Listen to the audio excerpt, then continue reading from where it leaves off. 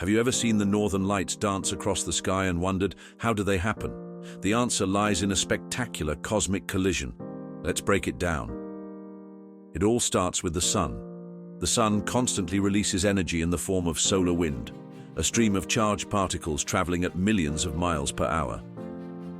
When these particles reach Earth, they collide with our planet's magnetic field, which acts like a shield, protecting us from most of this radiation. But some particles sneak through near the north and south poles, where Earth's magnetic field is weaker.